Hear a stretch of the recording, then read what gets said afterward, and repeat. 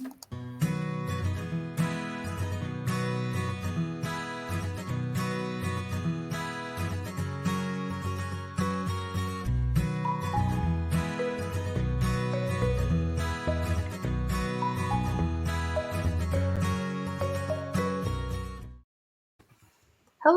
and welcome to Goat Chat. We're so excited you're here. Thanks for joining us today. I'm Brittany Sweeney. I'm the communications manager here at the Livestock Conservancy. And today I have two wonderful special guests. I'm so excited to celebrate Goattober with them. We have Cindra Kerscher and Justin B. Pitts. Thanks for joining us today, y'all. Cindra. Hey, everybody. Thanks for joining. Cindra, do you want to introduce yourself? And then Justin, do you want to introduce yourself as well? Sure. I am Cindra Kerscher. Age before beauty, so go ahead, Cindra. You can tell, huh? I'm Cindra Kerscher, program coordinator for the Livestock Conservancy. Happy to be here for Goattober and thrilled to be talking with the wonderful Justin B. Pitts about Spanish goats today. And I'm going to let Justin go ahead and do his intro because I know he's going to do it better and more thorough than me. Well, the things that have been said. I'm Justin Pitts. I'm a seventh generation Jones County farmer. I am where I am sitting is the land settled by great grandfather. We have traditionally used the heritage breeds that were found typically here in the deep South, woods cattle. Brush Spanish goats, which we'll be talking about today, native sheep, cotton patch geese, yellow cur dogs, the whole aspect, the old pine tacky horses. And I'm delighted and honored that y'all had me on today, and I appreciate it. We're just so excited that you're here to talk about Spanish goats. I love goats, so I could not be more excited to talk about them today. But before we get started, we are sponsored by ManaPro today for Goat Chat. So thank you to ManaPro. We're going to play a quick 1-minute video from them, and then we'll be right back to jump right into goats. So if you'll just bear with us 1 minute, we'll be right back. Champions, colleagues, roommates, and personal trainers. Whatever role they play, they're an important part of our lives. In their quiet way, and their not-so-quiet way, they keep us young, on our feet, on the go. They pull us back to nature and push us toward the next adventure. And as much as we count on them, they count on us all the more. To nurture their lives with the same commitment, to protecting them, helping them grow and thrive, treating them as well as they treat us, by giving them a little more of our lives. Because no matter what role they play, here or in here, we're here to make their lives the best they can be. ManaPro, nurturing life. All right. Welcome back. Justin, quick question. Thank you said you We've got a little bit of a delay here, so sometimes Justin and I are going to start. Yeah, a little delay, I see. Go ahead. Justin, you said you're on family land, right? Yes. Yeah. This land goes back to actually to a distant cousin. Back, he settled in here in the 1840s. And then it passed somehow or another, and then my great-grandfather and grandfather bought it. And we've been here ever since. That's wonderful. And what influence, if any, has your family had on your choices for your livestock and poultry breeds?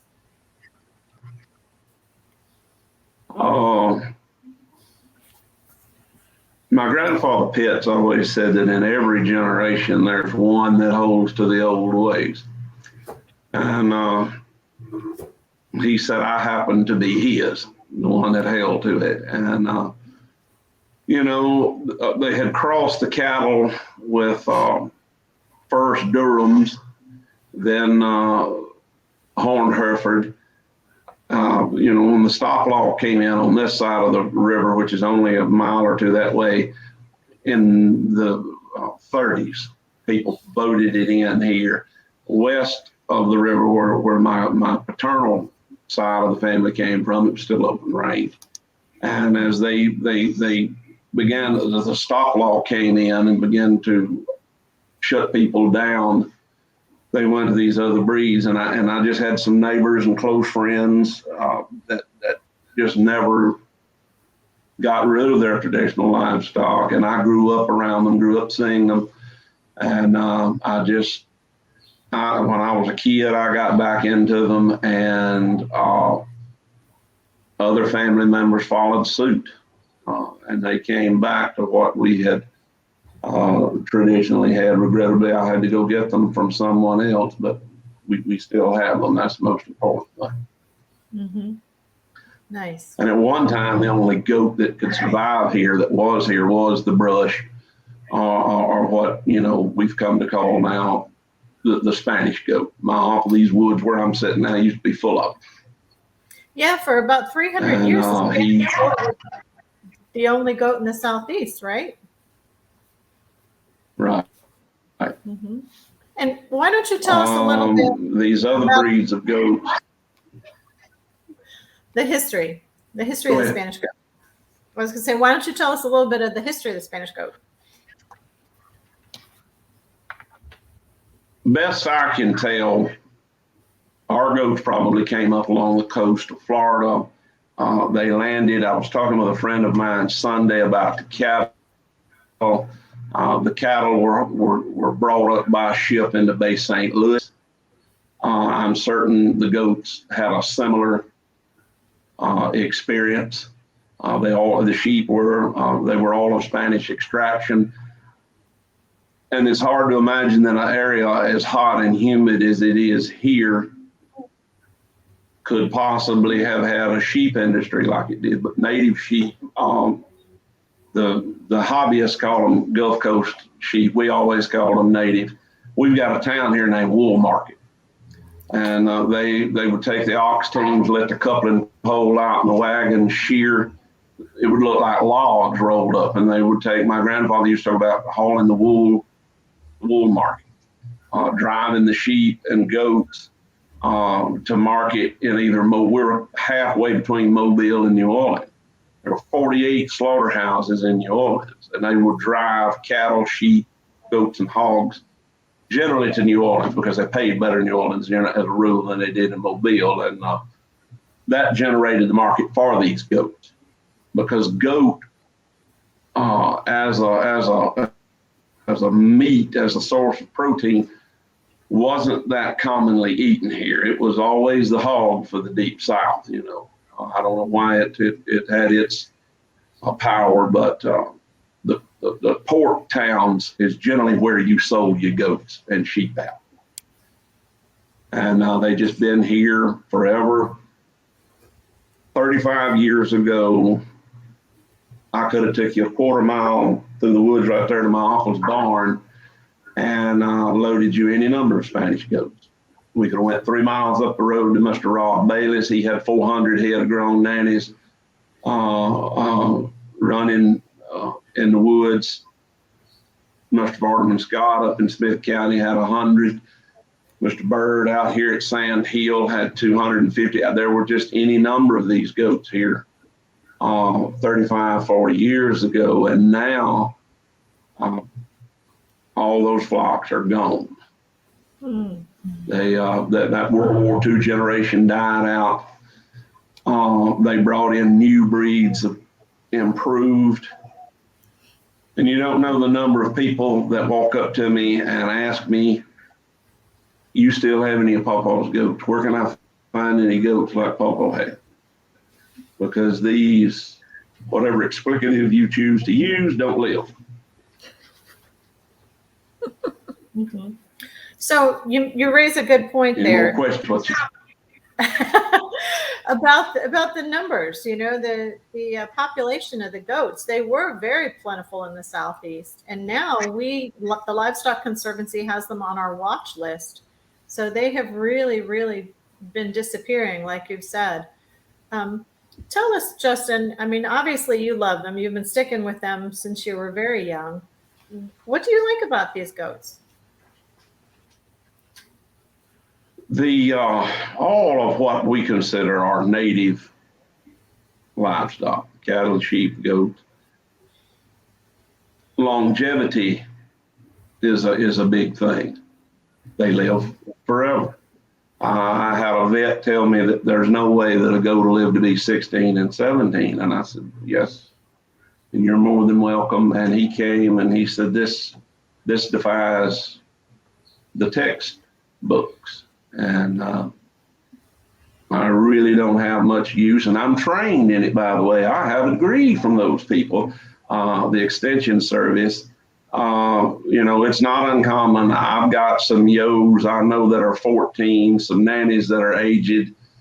Shan Norman had a nanny 17, still kidding, when she died.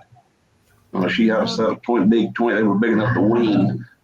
Shan has his grandfather's old stock, the Norman goats, and it's longevity, it's fertility, it's disease and parasite resistance. And for some of those out there, resistance and immunity are two different things, and they can't wrap their little minds. Well, I have a black walnut in my pasture, and they eat walnut leaves. They would have to eat a forest full of them to get enough of what's in them to do them some good. But you can't tell these people that, I've only been in this 50 years. So what do I know? You do have to worm them. When the stock law came in, it was the death knell for small ruminants. That's when you saw our sheep industry crash here, and the goats. Generally, you found people that had goats that lived way back off the road, because you can't keep a goat in. A goat wants to ramble and plunder, and you found these isolated flocks that, not always, but in a general rule, they were down some isolated road. As in the case of the Jericho goats that Shan Norman is working with, that came from a lady's farm that goes back to pre-Lincoln's War days. This flock of goats had been there forever, and they had free range. Well, the neighbors next door died. Their children were no longer interested in the land. And for some reason, rich people don't like goats crawling on their Mercedes-Benz and eating their yards up. So she had to get rid of the goats, and thanks be to God, Shan got them. That's spelled the end for most of these goats. And a lot of people, they want to get from agriculture. I see land here where I'm at. Are you there? Something happened. Yep, we're still here. Can you hear me? Yes. We can hear you. Well, you can see and hear me. Yes. Well, I can't see you. I don't know what happened, so we'll just try to play this back. Right here where I'm sitting, all around us,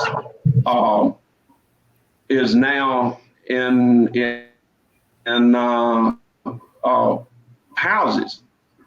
And when I was growing up, it was either row crop land or pasture.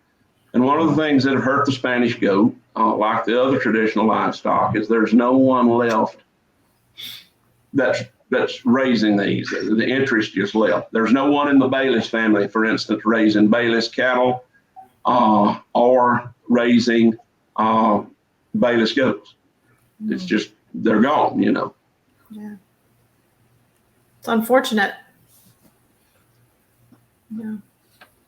It is. It's sad to see people give up what their grandfathers and fathers had left them, and has been passed from one generation to the next. Now, before I forget, and before we get too deep into the conversation, we're having a Southern Heritage livestock sale the 28th and 29th of April 2022. Dr. Philip Spanenberg will be there. Some of you from the Livestock Conservancy will be there helping us put on workshops.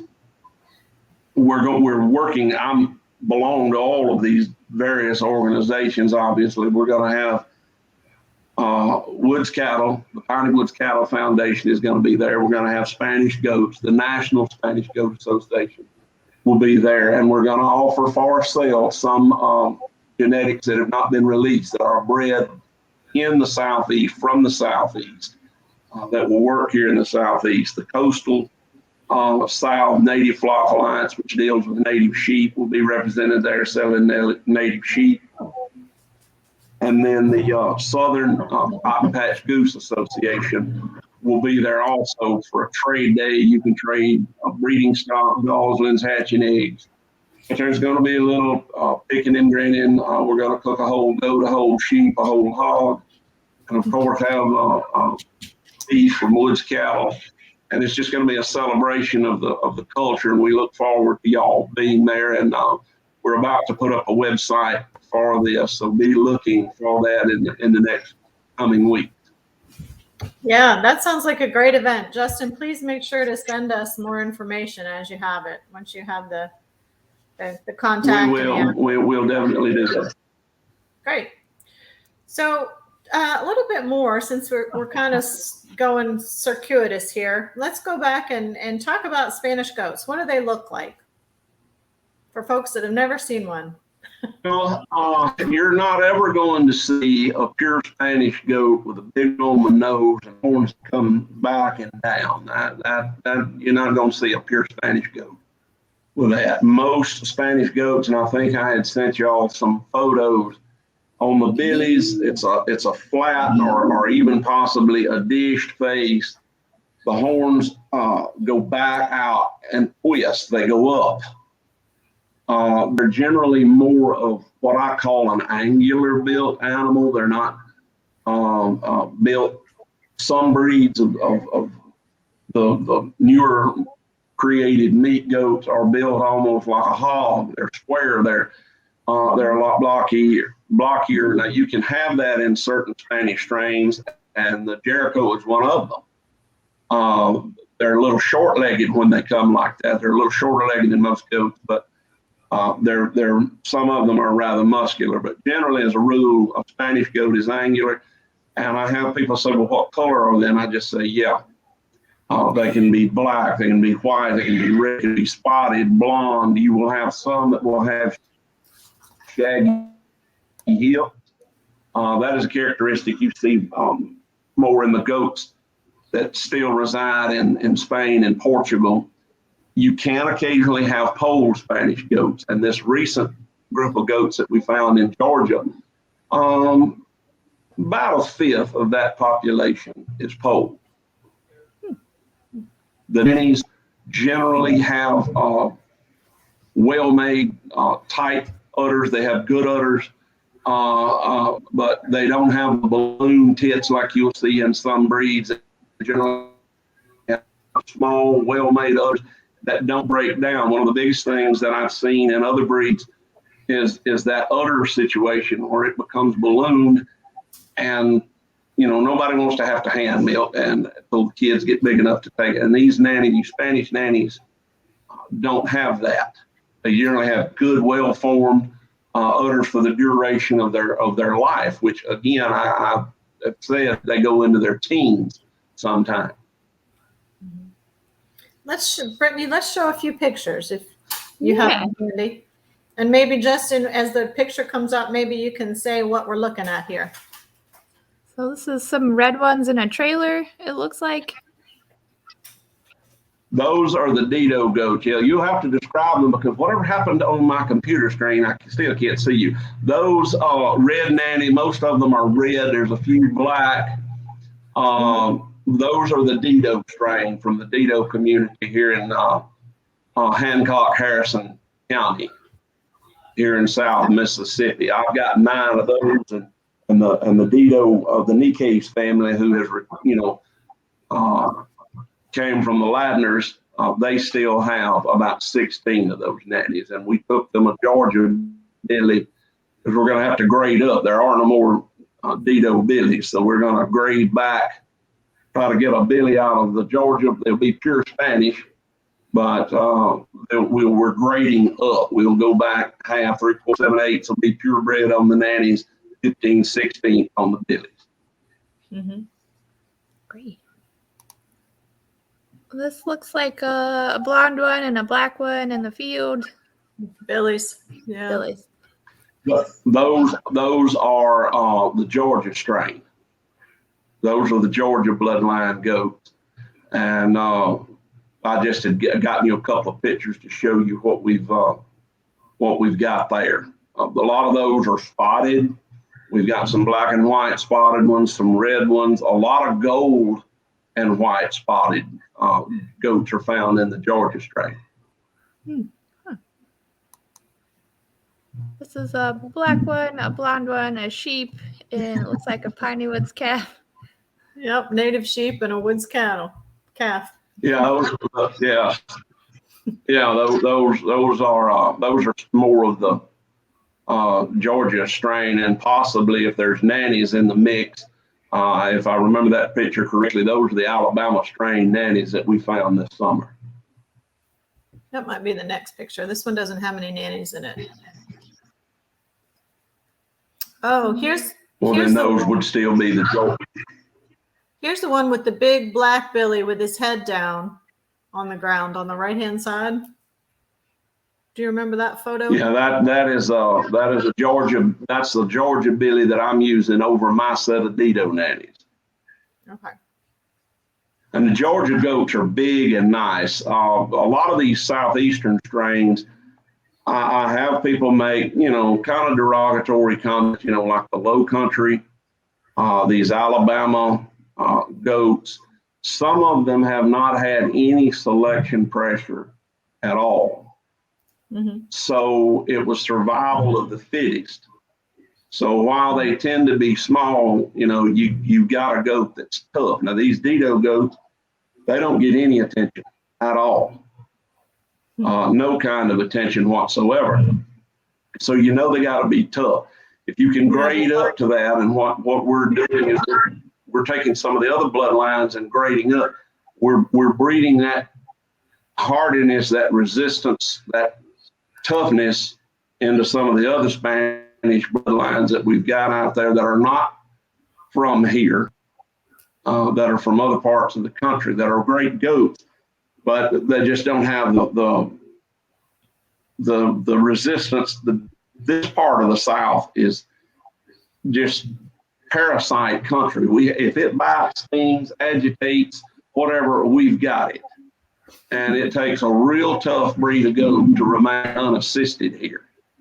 And so these goats offer that to be bred into your flock if you don't want to necessarily keep your Spanish goat. And that's what I tell people all the time. If you want to improve whatever commercial flock you've got, whatever breed that may be, use that Spanish Billy. Use your Spanish Billy, get you some half bred nannies out of that to increase your livability, your productivity, and your longevity out of your nannies. And, use whatever other Billy. There's nothing wrong with a crossbreeding program at all, just as long as people keep in mind not to try to palm that off as Spanish. And we've run into that. People trying to sell crosses as pure Spanish, and regrettably, you're always going to have people that are less than honorable. So, yeah. Well, there's, like you said, there's nothing wrong with crossing as long as somebody's maintaining the purebreds. Those can't get away from us. Absolutely, and that's what I tell people all the time. And I've crossbred my stock in the past to make a quicker market calf. Red Angus works very well over the woods cows. I love a Hampshire ram over the native yokes. I mean, you just get a market lamb, bam, like that, the hybrid vigor that you get. But in the last 10 or 12 years, I've not crossbred any cattle, sheep, or goats. And all the crosses, again, I want the public to know, is a terminal cross. We don't keep anything, male or females. They all go to market.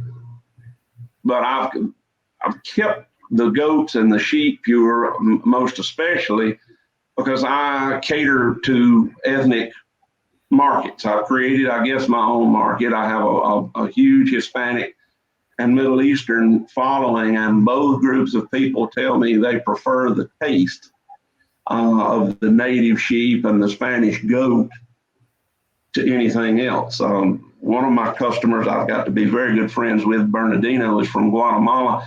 And he said, the thing I like about coming to your house is like it's going home because you've got the same things we do. That's very cool. And he really, and native sheep. That's all. He, you know, I'm not going to call any names for fear of offending people's breeds out there, but he said they just don't have the taste. Mm-hmm. And he said, this is like home. So that means a lot to me. That's pretty important to me as well.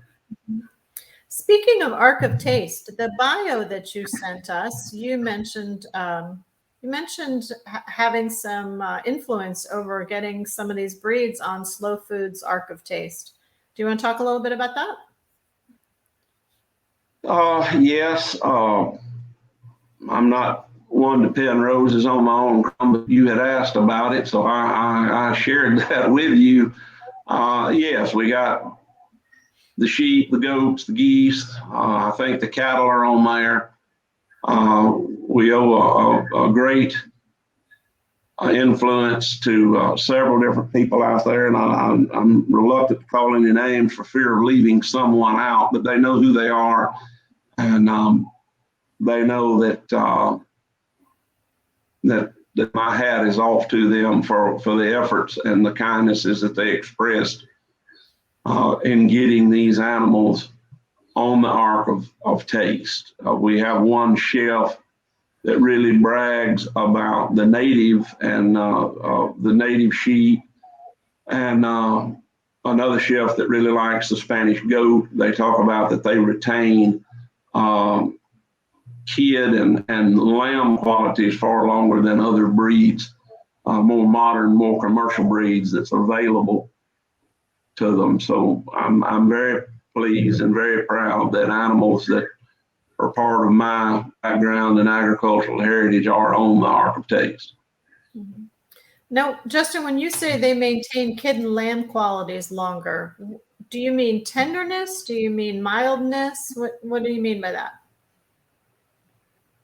Yes, they said, you know, on breeds of sheep, they become mutton rather quick.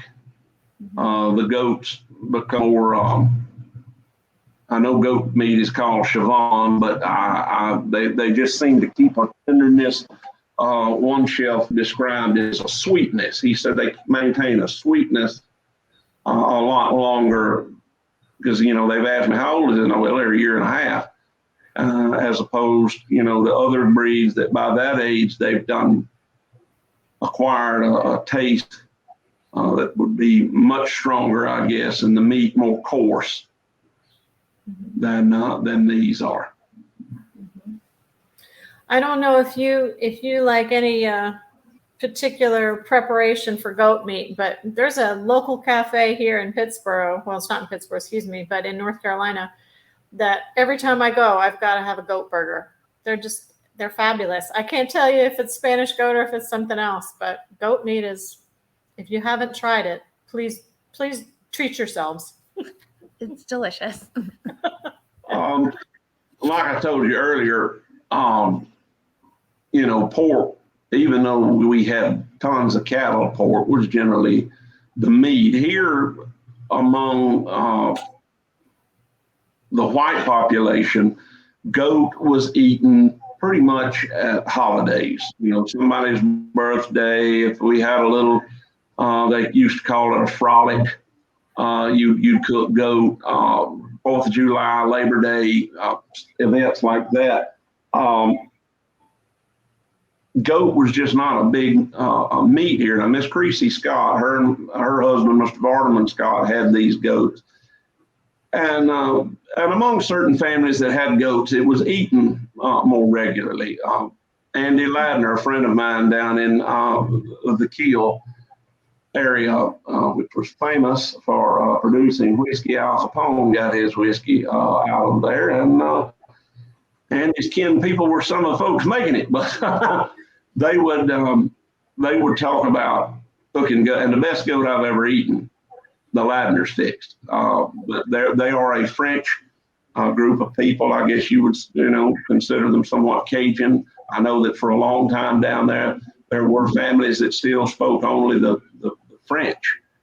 But Miss Creasy would cook goat pretty regular, and she would take 2 good-sized Billies, say 50, 60 pounds. Mr. Vardaman would dress them. She would quarter them up, and she had just a ginormous pressure cooker. She would put onions and different peppers and bay leaves and all kind of seasoning in there, and she would cook it till it fell off the bone. And she would pull it off the bone, chip it up. She had a big cast iron skillet she would put it in, and she would start taking that broth where she had pressure cooked the goats and pour over that, and she called it a goat hash. She would keep it in the oven, and she would stir it, and she would keep adding broth. And oh Lord, she'd make a pan of cat heads and a pot of rice, and you were good to go eating that. That was mighty good. The other way that we traditionally ate it here was just barbecued, kind of like doing a pig. You would parboil it, then put it on the grill, season it, cook it with hardwood, and have barbecued goat. But as far as cuts and that sort of thing, now my uncle used to take in later years goats to the packing house when they got to where they would dress goats for people, and he would have steaks and roast cut, and that was pretty good. My aunt, she could cook anything, God rest her soul, but it would be fantastic, Mm-hmm. Yeah. Making me hungry. Yeah, I'm not long to eat dinner, but I can sit down to a plate of Miss Creasy's goat hash. Yeah. That sounds amazing. Mm-hmm. It does. Justin, let's circle back to mothering a little bit. You mentioned twins once or twice, and you said that Spanish goats they're hardy and they're really good mamas. What is their I'm not drawing the term out that I want, but are they typical twinners? Do they tend to have singles, doubles? Yeah, they're typically twinners, a lot more than I like to see bring triplets. I'm comfortable with a nanny that brings twins. When these babies hit the ground, they go to clean them up. They're trying to get them up and get them nursing.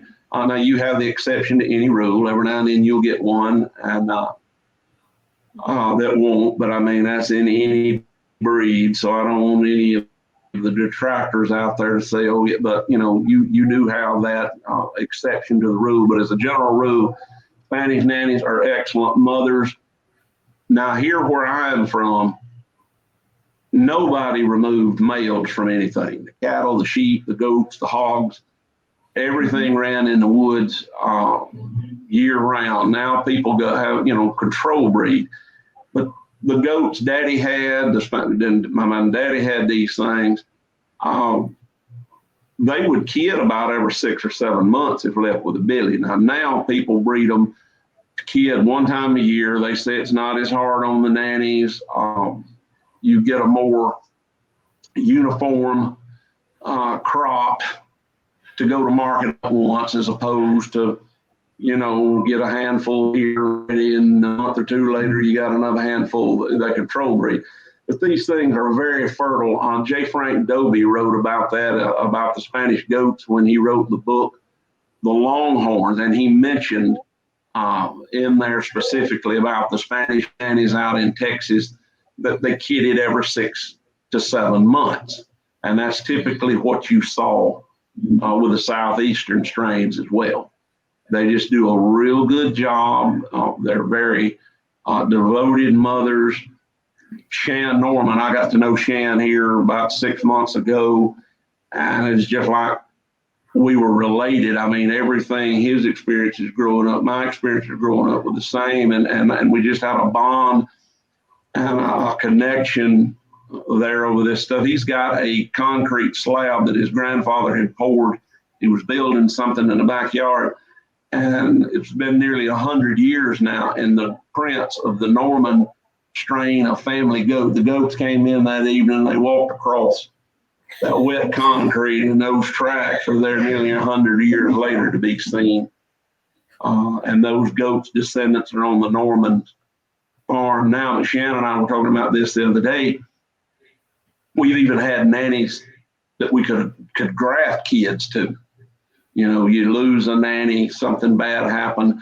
You have a young nanny have triplets. She's not going to be able to raise them. You take that third one, graft onto a bigger, older, more experienced nanny. They're just real good mothers. And one of the biggest complaints I hear from people is, well, they'll have them and walk off and leave them, talking about other breeds, of course. And if you want mothering ability in your nannies, and if you don't have good mothers, you're certainly not going to raise a good crop of kids. Breed Spanish into them, and that will one generation cross will make a significant difference in your productivity and your mothering ability in your goat flock. Mm-hmm. Nice. I didn't realize that you can make that shift so quickly in just one generation. That's pretty impressive. Yeah, you put a Spanish Billy over some of these other commercial goats that you're having trouble with, and I've seen it happen. Seen people help them find Spanish Billies if I didn't have something that they could use. And that F1 cross spot on really makes a difference in that mothering ability. And we've got a lot of good Spanish goats out there. Mr. Preston Neely, Mr. Joey Guerra down in Sonora, Texas, are working with the Sawyer goats, doing an excellent job. There are many out there who are raising Kensing goats.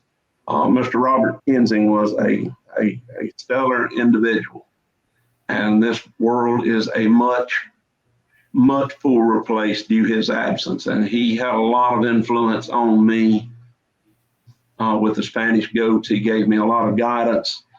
He's got nephews out there that are still raising the good Kensing goats. The Weinheimer family doing a great job, and there are others out in Texas that are doing a fabulous job. Their goats tend to be larger than our goats, and there are several reasons for that. One is that ground is much richer in nutrients than ours. My farm, for instance, is Smithdale-McLaurin Formation, which is brown sand, meaning it has one use, and that's to keep sunlight out of hell. It's just a very poor quality soil. So the southeastern goats over here tend to be smaller, that mineral content, and due to selection, the Texas boys have done a fantastic job with their goats. But you don't want to get too big. That's what Mr. Robert pointed out to me one time. He said when he was developing the Kensing strain goat, I think he said it was 110 pounds, that once he passed that 110 pound weight, productivity took a nosedive. I spoke with a gentleman recently that is a big time goat rancher. Really liked what the gentleman had to say. He's got his head on right. He said you can get too big. And I see a lot of people look at the Texas goats. They look at the southeastern strains. There's nothing wrong with having the Texas goats. Again, I don't want anybody to take offense, because those people have done a superb job. But they had a market that was much stronger traditionally than ours. They had a Hispanic market. Like I told y'all, if we could get them to either New Orleans or Mobile, we got only recently have we started getting good prices in this country for goat. I've seen my father in my lifetime, and this is back in the late 70s, early 80s, sell grown goats for $2 and $3 a piece. That same goat today will bring $200 to $300. But we didn't enjoy the market back then. We didn't have the influx of Hispanic and Eastern communities that we have now, that whose principal form of meat protein with goats. So a lot of people kind of back away from the southeastern strains, and we don't want to lose the southeastern strains, and we certainly don't want to lose the Texas strains or dilute the Texas strains. They're all very important, but a little live one, Jack Bailey's always said, a little live one is worth more than a big dead one. And I've seen them bring in other strains other than the Texas Spanish strains, these big, bulky animals from other countries. That's impressive. Now, I'm not disparaging what those people have done over there, but they won't live here.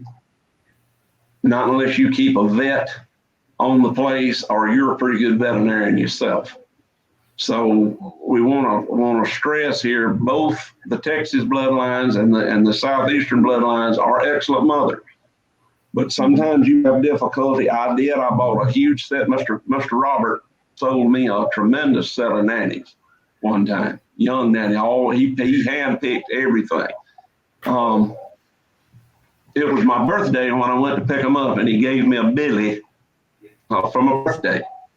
Aww. And he told me, he said, you're going to run into a little bit of problem now taking them, because his climate was hot and dry. Ours is hot and humid. And he said, you're going to run into a little bit of a problem. And I lost 2 or 3 of the nannies, like he said. They were going to have a hard time adapting from that climate over here. Doesn't mean that they're not good goats, but you're taking them, they've had 500 years out there in a dry climate. These we have here have made it 500 years in a wet, humid climate. And I expressed earlier, if it is a parasite, a stinging, biting, agitating insect, microbe or whatever, it's going to live here.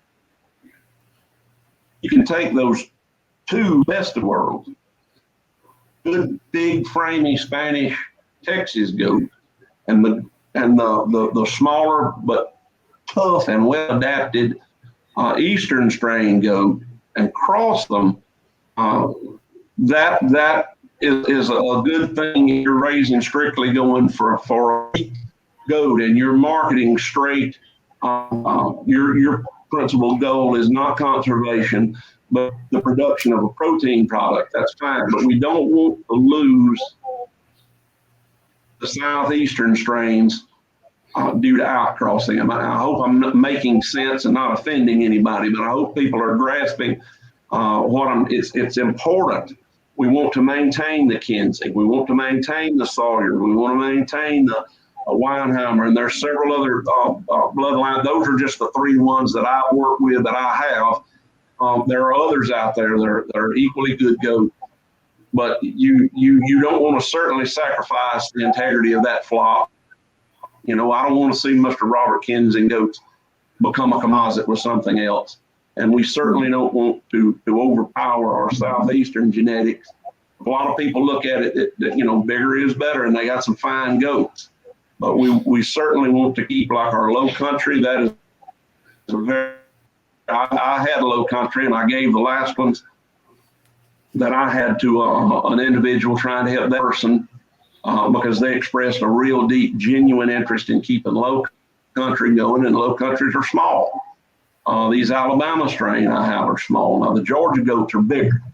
They're getting pretty close in line to what you'll find out Texas way. Same way with the Jericho. Shan has just done a tremendous job with the Jerichos, and he's grading up. He's breeding full-blood Jericho Billies to percentage Spanish nannies. They're all pure Spanish, but they may be this, that, or the other. So we're grading up. We're at 3/4 now. Next generation will be 7/8. That'll be purebred for the females. We got 1 generation left to get purebred for males, and we'll have that particular bloodline secure. But some of our other southeastern bloodlines are not as secure. Mm-hmm. Justin, for folks who are thinking about Spanish goats, because I see one of the comments here, she says she's looking for Spanish goats. They have a few, but they'd like 5 more does and one more buck. Well, she's asking a different question than I'm about to ask, but we'll come back to that second question, Kimmy. What advice do you have for folks who are interested in getting into Spanish goats or looking to expand their flock? First, come at this realistically. I lock horns with some of the hobbyists because other hobbyists have written stuff that's not true or based on half truths. Find you a reputable breeder. Go to Mr. Preston Neely, go to the Weinheimers, go to Mr. Joey Guerra, go to the nephews, Mr. Robert's nephews out there in tech. Go to people who are reputable. Go to Shan Norman here in the Southeast. I've not got anything for sale right now, but Shan has a pretty good sized flock of goats. If he can't get you what you want, he can get you in the direction of someone who can help you. But enter this with a realistic mind and listen to those who have done this and have done it for generations. You know, I hadn't been doing this but 50 years, but I got corrected by a guy the other day that I know for a fact has been in trouble with PETA for the treatment of his animals. I'm not pinning roses on my own crown, but I didn't start this. Find you someone that is reputable. If you're east of the Mississippi, try to get as much Southeast genetics as you can, because it's going to save you a lot of heartache. If you're west of the Mississippi, go to the guys in Texas, and they got some fabulous goats over there. Shan's got some fabulous, and there are others besides Shan Norman. Shan's just somebody who I work with a great deal, and get with me. I'll get online. I know some other folks around that's got these things, and we'll try to help you find something, get you some good nannies, some good Billies that work for you and work in your area, because I want you to succeed. That's the biggest thing. That's why I'm here. That's why I Philip Spangenberg for nearly 40 years. I met him when I was 17. I'm 54, and I've been in contact with him all of those years working with cotton patch geese and woods cattle and Spanish goat or brush goats, what we always call them, native sheep, the pine tacky horses, the guinea hogs. All of this is important to me, and I want you to succeed. If you don't succeed, this breed does not succeed. You know, who am I going to leave this to? I have no children, no nieces and nephews that are interested in this, you know, and I'm kind of looking for somebody that I can pass the mantle to, as it were, that I can give this to one day, that they can take this, because I don't want to see this go. I'm currently working with Kinsey, Dido, Alabama, and Georgia. I want to get some of my Bayliss blood back that I should have never let get away, but I was having some health issues at the time, and Mr. Rob lived 3 miles from me here, and I grew up with those goats. But we want to help you. Our association wants to help you and help you succeed. There's no political agenda here, no anything negative. We're here. I want to help you. I want you to succeed. Mm-hmm. Justin, say the name of the breed association again for folks who want to reach out. It's the National Spanish Goat Association, and we're going to have that registered sale in April, 28th and 29th of April, and there'll be, again, the National Spanish Goat Association will be offering good, developed Western genes that are over here that have been acclimated to the Southeast, plus we're going to be able to offer some of the pure Southeast bloodlines at that sale in April. And if you want to purchase goats now, get a hold of me, and I'll get you to somebody that can get you treated right, get you some good pure genetics, some guaranteed genetics, and something that you can take pride in and build a good flock on, and be a part of us. We want you a part of us, regardless of who you are. We want you to come in and join us and take part. Your voice is important to us, And, we work with the Conservancy naturally. And Dr. Sponenberg, I aggravate him just about every day over some technical question. And he's all right. I like him after a spell. I'm just going to jump in and say the National Spanish Goat Association website is SpanishGoat.com. So please go there. And for more information about Justin's event that you've been talking about, which will be up sometime soon. Thank you, Brittany. Yes. Thanks for throwing As that soon as I can get someone goaded into that, I can do a lot of things. I can plow a pair of mules, I can drive 5 yoke of oxen, but a computer eludes me. So just as soon as I can get the right party to work on that, we're going to get it up, and we want to get you some good, sound, solid information out there that you can use, and hopefully it will be a benefit to you. Justin, thank you so much for sharing everything about yourself, your farm, your family's farming history, and all of the traditional Southern breeds that you're raising. That's quite admirable. Thank you for doing that. And thanks for chatting Spanish goats with us today. Is there anything else that you think is important? Is there anything else you think is important for folks to know about Spanish goats before we wrap up today?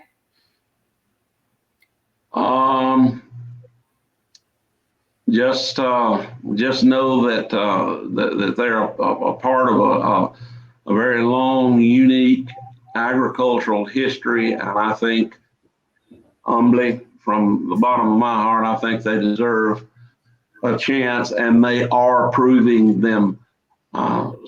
I'm having more and more people get up with me asking about getting at least a billy to try to breed some livability, some longevity, some mothering ability into their flocks. And I just think it's going to have a major impact on the goat industry, especially folks like me who use a traditional manner, which is as much hands off as is possible.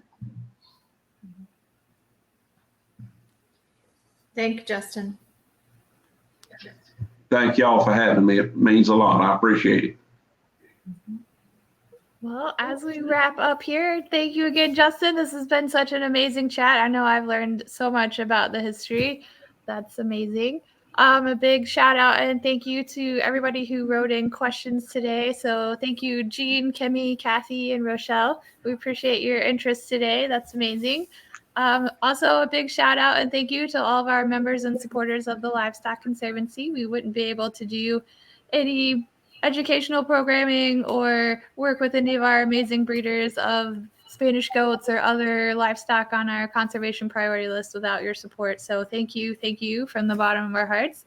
If you'd like to see more programming like this, if you'd like to see more outreach with our breeders and other people, please become a member of the Livestock Conservancy. It's that shameless plug time. So please like and support us so that we can reach out and do more things like this. Thank you to ManaPro for sponsoring Goat Chats today. We appreciate your support. If you would like to sponsor a different month, please reach out. Let us know. We're always looking for ways that we can work together with partners. Cindra, am I missing anything? I think you got it all. Yeah. You said it better than I could have. Thank you, Brittany.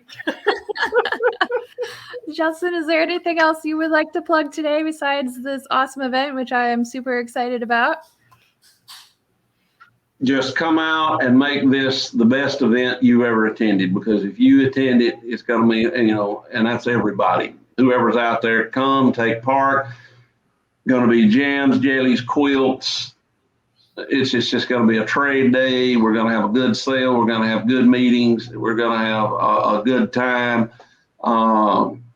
Like us, love us, hate us, come out and be with us anyway. And we would just enjoy everybody being there, because I think you're going to really have a good time, and it's going to open a lot of eyes